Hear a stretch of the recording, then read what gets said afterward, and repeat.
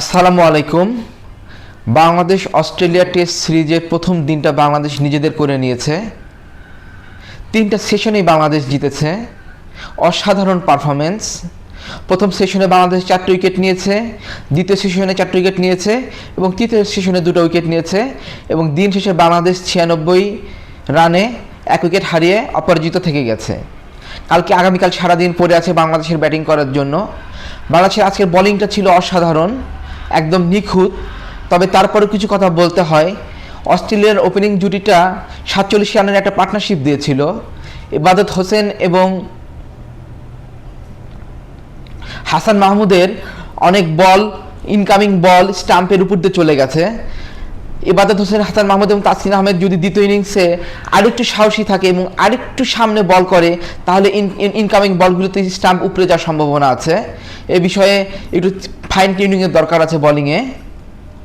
আর বাংলাদেশ খুব শর্ট এবং wide ball করেনি, খুব টাইট লাইন এবং লেন্থে বল করেছে, যে কারণে অস্ট্রেলিয়ার ব্যাটসম্যানরা বাউন্ডারি মারার জন্য হাঁসফাঁস করেছে এবং লুজ শট খেলে আউট হয়ে চলে এসেছে।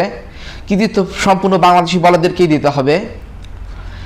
এখন আগামীকাল বাংলাদেশের ব্যাটিংয়ে বলটা বেশ খানিকটা পুরাতন হয়ে গেছে।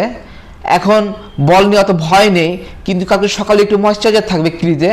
এই জন্য সকালের প্রথম ঘন্টাটা খুব সাবধানের সাথে খেলতে হবে, অনেক বেশি বল লিফট করতে হবে এবং সতর্কতার সাথে খেলতে হবে এবং তারপরে ধীরে ধীরে আক্রমণাত্মক হতে হবে। দিন যতই যাবে বাংলাদেশি ব্যাটসম্যানরা ততই আক্রমণাত্মক হবে, লুজ বলগুলি বাউন্ডারিতে পাঠাবে, অ্যাটাকিং ক্রিকেট খেলবে, এটাই আমরা প্রত্যাশা করছি। আমরা আজকে দেখেছি যে ন্যাথন লায়নকে বাংলাদেশ ব্যাটসম্যানরা অ্যাটাক করেছে, ফলে কিন্তু ক্যাপ্টেন ন্যাথন লায়নকে সরাই নিতে বাধ্য হয়েছে। আগামীকালও ন্যাথন লায়ন তাদের বড় অস্ত্র হবে এবং তাকে নিয়ে আসবে, তাকে আগামীকালও অ্যাটাক করতে হবে। তাহলে ন্যাথন লায়ন যেন লাইন লেন্থ না পায় এবং অনেকদিন পর সেই ইনজুরি থেকে ফিরে অনেকদিন পর খেলছে, সে যেন লাইন লেন্থ না পায়, সে কারণে তাকে একটু অ্যাটাকিং ক্রিকেট খেললে তার বিরুদ্ধে ফায়দা নেওয়া সম্ভব হবে। আশা করি বাংলাদেশ সেটা করতে পারবে। আশা করি আগামীকাল বাংলাদেশ সারাদিন ব্যাটিং করবে এবং ভালো একটা হেলদি লিড নিবে এবং এই টেস্ট ম্যাচে ইনশাল্লাহ আমরা আমাদের জয়ের বন্দরে নিয়ে যাবে। সবাইকে ধন্যবাদ, সবাই অনেক ভালো থাকবেন।